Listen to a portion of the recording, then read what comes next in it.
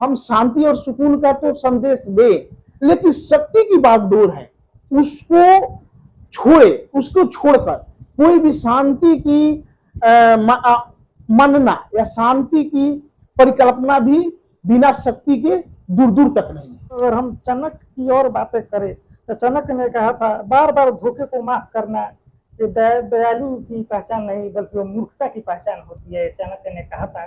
नमस्कार, आप देख रहे हैं द यूथ वॉइस 24 युवा आवाज के साथ। मेरे साथ है मेरे साथी और सहयोगी अभिषेक कुमार जी, और आज हम इनसे बात करेंगे कि अभिषेक जी, चाणक्य से आप क्या समझते हैं और आज के समय में, बदलती हुई समय में चाणक्य नीति क्या चंकी नीति बनकर रह गई है, इस पर आप कुछ हमारे दर्शकों को बताएं। देखिए, जहां तक हम चाणक्य की बात करते हैं, चाणक्य को कहीं कहीं कौटिल्य के भी नाम से जाना जाता है, चाणक्य को कहीं कहीं विष्णुगुप्त के भी नाम से जाना जाता है, अनेक नामों से जाना जाता है।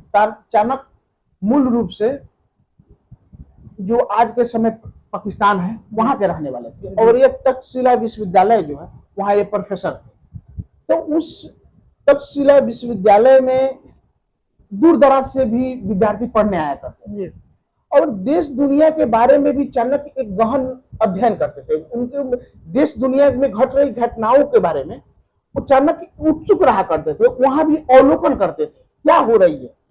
तो वहां के जो चाणक्य की जो बात है, तो चाणक्य ने यह समझ चुका था कि जो पश्चिमी देश था, जहां मकदूनिया का राजा फिलिप था, फिलिप का एक मात्र 16 वर्ष का राजा था सिकंदर, उसका बेटा जो अरस्तु का शिष्य था, उसने यह तय कर लिया था कि हम विश्व विजेता बनेंगे, और उसने कई एक राज्यों को जीत लिया था। और जिस तीव्र गति से वो आगे बढ़ रहा था, चाणक्य को यह भय सताने लगा था, और चाणक्य ने अपनी कुशल रणनीति से दूरदर्शिता का परिचय दिया, भारत के राजाओं से उस जो घट रही घटना के बारे में जानकारी देने का काम किया। तो चाणक्य के जो क्रियाकलाप रहा एक बहुत अच्छा रहा, और आज भी जब लोकतंत्र के हम दौर में गुजर रहे हैं, तो बहुत से ऐसे लोग अपने आप को चाणक्य भी बोलते हैं, अपने आप को चाणक्य न भी बोले तो चाणक्य नीति का पालन भी करते हैं, और उससे कई सफल कार्यक्रम भी करते हैं। तो चाणक्य का यह बेसिक परिचय रहा, और चाणक्य ने एक संघर्षपूर्ण उनका माने एक कार्यकाल भी रहा, और एक मार्गदर्शन देने के काम कार्यकाल जो रहा, चाहे लोकतंत्र हो या राजतंत्र हो, उनका कार्यकाल और उनका लेखन पद्धति आज भी जीवन है। और आपने चाणक्य की जिस तरीके से बात की है, तो हम घनानंद की अगर बात करें तो घनानंद के बारे में कुछ हमारे दर्शकों का बताइए, उनसे क्या हमें सीख लेनी चाहिए, क्या समझते हैं उनके बारे में। देखिए सागर जी, जब हम चाणक्य की बात करते हैं, उसी दौर में घनानंद भी नंद वंश के राजा थे, और मगध में जो था ना, मगध के राजा थे घनानंद। कहीं कहीं यह भी जिक्र मिलता है कि चाणक्य जो थे वो घनानंद के राज्य में मंत्री भी थे और एक सलाहकार भी थे। तो जब वो देश दुनिया में घट रही घटनाओं से वो जब परिचित हुए, तो घनानंद को समझाने का कोशिश किया कि हमें अपने संघर्ष करने की जो तेज है, जो तीव्रता है, उसको बढ़ानी पड़ेगी, उसको एक और अच्छे ढंग से विकसित करना पड़ेगा। ठीक है, तो यह साफ, लेकिन भोग विलास में डूबे घनानंद को यह समझ में ही नहीं आया। समझ में न आने के कारण घनानंद को, देखिए यहां समझने की कोशिश है, घनानंद को अपमानित किया गया। आप भी कहीं कहीं जब आप देखते हैं, जब आप रामायण की भी घटनाएं देखते हैं, जब एक विभीषण के सलाह को जब रावण नहीं मानता है तो क्या दुर्दशा होती है, और उन्हें लात मार के भगा देते, लात मार के, तो क्या दिखते हुई। तो आज भी यह गांव, समाज, शहरों और बुद्धिजीवियों के बीच में यह प्रचलित है।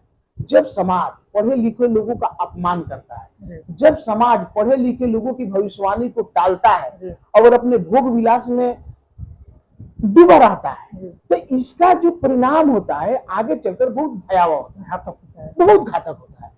घनानंद के भी, जो घनानंद का जो घमंड था, जो उसका घमंड सर चढ़े नाच रहा था, तांडव कर रहा था, बार बार चाणक्य के बताने पर भी उनकी बातों को अमल में नहीं ला रहा था। तो हम एक बात कहेंगे सागर जी, चाणक्य था, भरे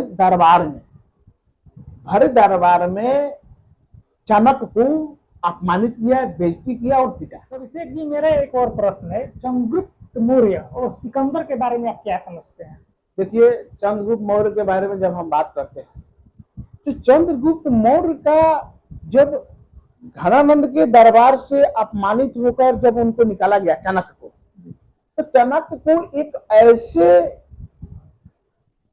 ऐसे व्यक्ति की जरूरत थी जिसमें तेज हो, जिसमें संघर्ष करने की शक्ति हो, जिसमें एक अद्भुत संघर्ष करने की जो एक नहीं, वो अद्भुत शक्ति।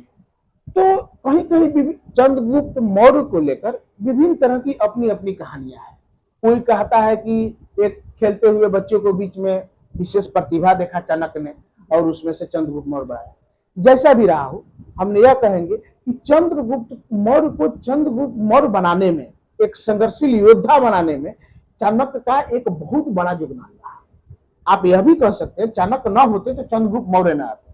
मैंने शुरू में ही कहा था कि किसी भी गुरु जो होता है ना, गुरु जो होता है, जो एक माटी का संग्रहित मिट्टी का जो होता है ना, मिट्टी में जैसे एक आकार देकर उसको सुंदर मूर्ति बना दिया जाता है, उसी तरह प्रोफेसर जो होते हैं, बुद्धिजीवी जो होते हैं, वो समाज में निर्माण करते हैं। तो चंद्रगुप्त मौर्य के प्रतिभा का निर्माण कर देने में चाणक्य का एक अहम योगदान था। तो आप यह कह सकते हैं कि चाणक्य का एक प्रतिभाशाली, एक प्रतिभागी योद्धा चाणक्य था। और चाणक्य और सिकंदर, जिसको अलेक्जेंडर के भी नाम से जाना जाता है, सिकंदर जो था वो भी 16 वर्ष का राजा था। 16 वर्ष का एक राजा का पुत्र था और अरस्तु का शिष्य था। अरस्तु ने उसे गढ़ा था और यहाँ चाणक्य गढ़ रहा है। अरस्तु मकदूनिया का राजा फिलिप का बेटा था, लेकिन यह चाणक्य जो है कहीं कहीं तो चंद्रगुप्त मौर्य के बारे में बोला जाता है कि ये शूद्र का लड़के हैं। तो जो भी रहा हो, इनका फैमिली ग्राउंड जो है ना, ये कहीं तो चंद्रगुप्त मौर्य के बारे में बोला जाता है कि ये नेपाल के एक वहां पाई जाने वाली जो जनजातीय है वहां से बिलोंग करते थे। लेकिन चाणक्य ने इनको गढ़ा और जब चंद्रगुप्त मौर्य जीतते हुए चला रहा था, जब वो झेलम नदी और ब्यास नदी तक आया, पाकिस्तान को भी जीत लिया और इंडिया वाले पंजाब के करीब आया, जब आया तो वहां राजा पोरस से लड़ाई हुई, पोरस के भतीजा से भी लड़ाई हुई। लेकिन हो क्या रहा था कि जो नीति बनी थी सिकंदर को पूरे विश्व जीतने का, वो जो समझा था, वो रणनीति बनाकर आया था कि हम भारत के बाद हम रसिया जीत लेंगे। लेकिन रसिया तक की बात थी, लेकिन भारत के बाद चीन भी पड़ता है, यह चंद्रगुप्त मौर्य को मालूम ही नहीं था। वो बड़ा चुनौती बहुत। जब झेलम नदी के किनारे पहुंचने के बाद वहां के जो राजा थे उनके अपने सलाहकार थे, जैसे कि सेल्यूकस निकेटर था, उनका राजदूत था। सेल्यूकस निकेटर जो था उनका मंत्री था सिकंदर का। तो सेल्यूकस निकेटर वहां अपने लोगों के बीच में एक बात हुई कि हम भारत तो एक बहुत बड़ा क्षेत्र है, इसको ही जीतने में हम बहुत समय लग जाएगा, उसके बाद चाइना पड़ता है, उसके बाद रसिया बनता है। और सिकंदर कहीं ना कहीं थक चुका था, तो झेलम नदी के, ब्यास नदी के किनारे से ही वहां से लौट जाता है। लेकिन लौटते क्रम में क्या होता है, एक किसी खास जगह में कुछ जनजातीय, कुछ आदिवासी लोगों के बीच में भिड़ंत होती है, कुछ डाकुओं में भिड़ंत होती है और वहां सिकंदर की मौत हो जाती है। इसमें जो अलेक्जेंडर जो इसमें दो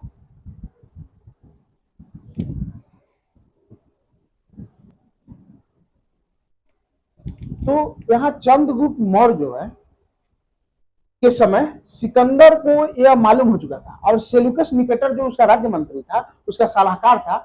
तो झेलम और ब्यास नदी के किनारे से ही चंद्रगुप्त मौर्य पीछा मुड़ गया और एक जगह उसको कुछ डाकुओं द्वारा, कुछ जनजातियों के द्वारा उसको भिड़ंत होती है, जहां सिकंदर की मृत्यु हो जाती है। उसके बाद पूरा कमान जो सेल्यूकस निकेटर के आदमी आता है। सेल्यूकस निकेटर ने यह तय किया कि हम मगध पर हम आक्रमण करते हैं। और जब उस समय तक चंद्रगुप्त मौर्य मगध के राजा हो गए थे, घनानंद को हराकर। तो जब सेल्यूकस निकेटर और चंद्रगुप्त मौर्य के बीच में, जो सेल्यूकस निकेटर और चंद्रगुप्त मौर्य के बीच में जब लड़ाई होती है तो वहां सेल्यूकस निकेटर हार जाता है और सेल्यूकस निकेटर ने दहेज के रूप में अफगानिस्तान दिया, आज के पाकिस्तान के कुछ भाग दिए और अपनी बेटी हेलेना की शादी चंद्रगुप्त मौर्य से हुआ। एकमात्र आप सागर जी इस पर ध्यान दीजिएगा, एक पहला बिहारी चंद्रगुप्त मौर्य था, एक पहला राजा चंद्रगुप्त मौर्य था जो अपने देश की सीमा से भी अन्य देशों को जीता और एक पहला विदेशी लड़की से शादी करने वाला। अगर कोई बिहारी था, कोई पहला शख्स था भारतीय, तो वो चंद्रगुप्त मौर्य था, जिन्होंने सेल्यूकस निकेटर की बेटी हेलेना से शादी किए। दहेज में कई सौ हाथी, घोड़े और कई एक राज्य मिले, अन्य विदेश मिले। तो यह सिकंदर और चंद्रगुप्त मौर्य में एक समानता पाई जाती। देखिए, मेरा एक और प्रश्न है, चंद्रगुप्त के अंतिम पीढ़ी अशोक के समय शासन क्यों समाप्त हो गया? देखिए, अशोक जो थे, चंद्रगुप्त मौर्य जो थे, बाद में उन्होंने जैन परंपरा को अपनाया और कर्नाटका, आंध्रा में पड़ता है कर्नाटका एक जगह, वहां इन्होंने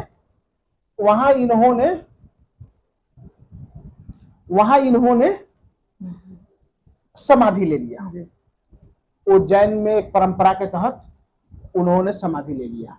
उसके बाद जो इनके बेटे आते हैं, बिंदुसार के बेटे जो हुए अशोक बहुत प्रतापी और संघर्षशील करने वाला योद्धा था, जिन्होंने अशोक के समय में कलिंग का युद्ध, जो अपने समय की बहुत प्रसिद्ध युद्ध था, लेकिन कलिंग के युद्ध के समय इतना भीषण नरसंहार हुआ था, इतने लोगों की मृत्यु हो गई, तो कहीं ना कहीं अशोक जो था, अशोक बौद्ध धर्म की ओर रुझान करने लगा, उसका दिल पसीज गया, वो बहुत अंदर से भावविभोर हो गया था, तो वो कहीं ना कहीं बुद्धिज्म की तरफ उसका झुकाव हो गया। अपने बेटे कुणाल और बेटी संघमित्रा देश विदेश में भी बौद्धिज्म को प्रचार करने के लिए भेजा।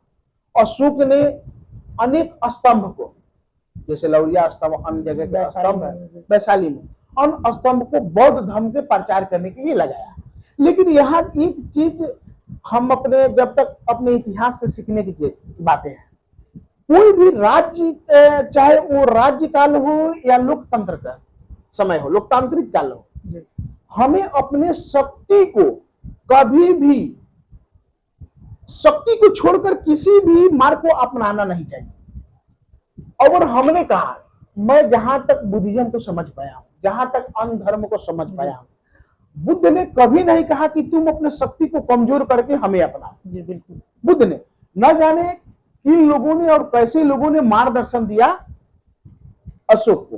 तो अशोक जो था ना, अशोक का धर्म के प्रति चले जाना और शक्ति के प्रति कम ध्यान देना, कहीं ना कहीं चंद्रगुप्त मौर्य के एक परंपरागत जो राज्यकाल चल रहा था, चंद्रगुप्त मौर्य के बिंदुसार आते हैं, बिंदुसार के बाद अशोक आते हैं, और यहाँ तक कमजोर हो चुका था। और अशोक का जो लास्ट पीढ़ी बृहद आया, उसका जो सेनापति था वो पुष्यमित्र शुंग था, और वो इतना बेवकूफ राजा था बृहद, जिन्होंने भारी गलती किया और पुष्यमित्र संघ के द्वारा ही उसको वध हो गया, उसकी सर काट ली गई। तो हम अपने इतिहास से यही समझेंगे कि हम धर्म मनाएं, हम शांति और सुकून का तो संदेश दे, लेकिन शक्ति की बागडोर है, उसको छोड़कर कोई भी शांति की मानना या शांति की परिकल्पना भी बिना शक्ति के दूर दूर तक नहीं है। देखिए, अगर हम चाणक्य की बात करें तो कहा जाता है चाणक्य का जन्म 375 BC पूर्व हुआ था, और उनकी मृत्यु की बात करें तो बताया जाता है चाणक्य की मृत्यु 283 BC में पाटलिपुत्र में हुआ था, ऐसा बताया जाता है। इसको लेकर कोई प्रमाण नहीं मिलता है। कोई एक जगह अन्य कह रहे हैं, कोई कहता है कि किसी एक साजिश के तहत चाणक्य को मार दिया गया, कोई बोलता है कि उनके साक्षी नहीं मिला, क्या हो गया, बाद में साधु हो गए, जंगल चले गए। हाँ, इस तरह से कहा जाता है। और अगर हम चाणक्य की और बातें करें तो चाणक्य ने कहा था, बार बार धोखे को माफ करना ये दयालु की पहचान नहीं बल्कि वो मूर्खता की पहचान होती है, चाणक्य ने कहा था। और ऐसे बातें भी चाणक्य ने अपने नीतियों में बहुत सी बातें कही है। एक और बात मैं बोलूंगा सागर जी, कहीं ना कहीं चाणक्य को भी चंद्रगुप्त मौर्य के द्वारा उनके जो नियम और कानून थे, कहीं ना कहीं यहाँ भी कुछ अवहेलना किया जा रहा था, क्योंकि चाणक्य का जो दूरदर्शिता था, उस दूरदर्शिता को बिंदुसार से अशोक तक आते आते नगन के बराबर हो जी गया, जी बिल्कुल। जो मौर्य काल के पतन का एक मुख्य कारण था। तो अभिषेक जी आपने बहुत अच्छा से चाणक्य और चंद्रगुप्त मौर्य के बारे में व्याख्या की, और आपने जिस तरीके से बताया, इस तरीके से बहुत अपनी सरल स्वभाव में आपने बताया, तो आपका बहुत बहुत धन्यवाद। और आप देख रहे हैं द यूथ वॉइस 24 युवा आवाज के साथ। अगर आप यूट्यूब पर देख रहे हैं तो द यूथ वॉइस 24 चैनल को सब्सक्राइब जरूर कर लीजिए और वीडियो को लाइक जरूर कीजिए। और आप फेसबुक पेज पर देख रहे हैं तो द यूथ वॉइस 24 को फेसबुक पेज पर फॉलो कर लीजिए। और मिलते हैं अगले नई वीडियो में। वीडियो देखने के लिए धन्यवाद।